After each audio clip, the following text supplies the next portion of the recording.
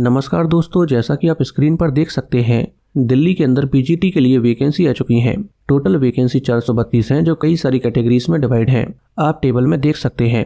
इसका exam Delhi subordinate service selection board यानी कि DSSB करवाती है। इसके एप्लीकेशन फॉर्म 16 जनवरी 2025 से शुरू हो जाएंगे और एप्लीकेशन की लास्ट डेट 14 फरवरी 2025 है। आइए दोस्तों, आज डिटेल में जानते हैं कि इसके लिए क्वालिफिकेशन क्या मांगी गई है, एज लिमिट क्या है, एग्जाम पैटर्न कैसा होता है और इसका सिलेबस क्या है। दोस्तों, यहाँ पर आप टेबल में देख सकते हैं कि इसके अंदर PGT Hindi, math, physics, chemistry, biology, economics, commerce, history, geography, political science और सोशियोलॉजी के अंदर वैकेंसी आई है।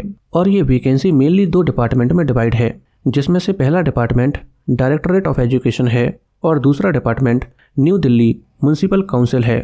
इसके अलावा दोस्तों, किस सब्जेक्ट में और कितनी वैकेंसी आई है, इसे आप स्क्रीन पर देख सकते हैं। आइए दोस्तों, सबसे पहले जानते हैं कि आपकी एज क्या होनी चाहिए। दोस्तों, इसके अंदर मिनिमम एज क्या होनी चाहिए ये नहीं बताया गया है, लेकिन आपकी मैक्सिमम एज 30 साल से ज़्यादा नहीं होनी चाहिए। इसके साथ ही आपको एज में रिलैक्सेशन भी दिया जाता है, जैसे कि अगर आप SC/ST कैटेगरी से बिलोंग करते हैं तो आपको एज में 5 साल एक्स्ट्रा दिए जाएंगे, यानी कि आप 35 साल की उम्र तक इसका एप्लीकेशन फॉर्म भर सकते हैं। ऐसे ही OBC कैटेगरी के लिए 3 साल एक्स्ट्रा दिए जाएंगे। इसके अलावा यहाँ पर और भी कैटेगरीज हैं जिनमें एज में रिलैक्सेशन दिया जाता है, आप टेबल में देख सकते हैं।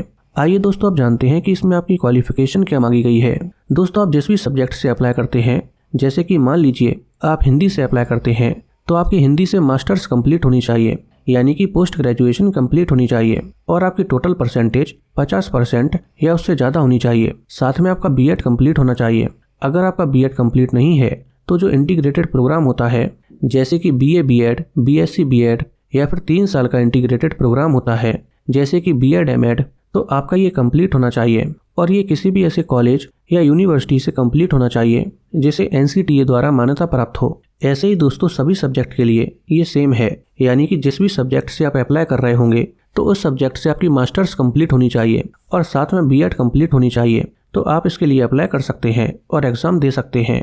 आइए दोस्तों, आप जानते हैं कि इसका एग्जाम पैटर्न कैसा होता है।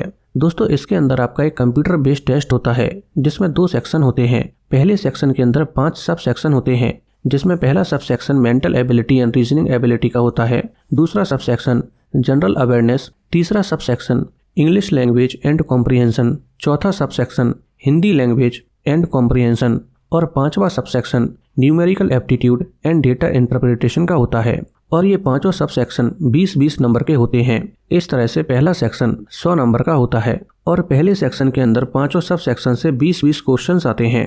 और इसी एग्जाम में एक दूसरा सेक्शन भी होता है जो पूरी तरह से सब्जेक्ट स्पेसिफिक होता है और इसमें टोटल 200 क्वेश्चंस आते हैं और टोटल नंबर भी 200 ही होते हैं। इस तरह से दोस्तों, आपका ये एग्जाम टोटल 300 नंबर का होता है, जिसमें टोटल 300 ही क्वेश्चंस आते हैं और आपको केवल 3 घंटे का समय दिया जाता है। इसके अलावा यहाँ पर नेगेटिव मार्किंग भी होती है जो 0.25 की होती है।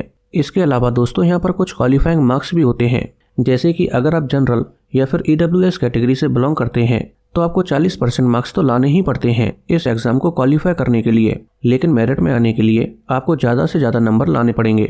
इसी तरह से बाकी कैटेगरीज के लिए भी कुछ क्वालिफाइंग नंबर लाने होते हैं, जिसे आप देख सकते हैं।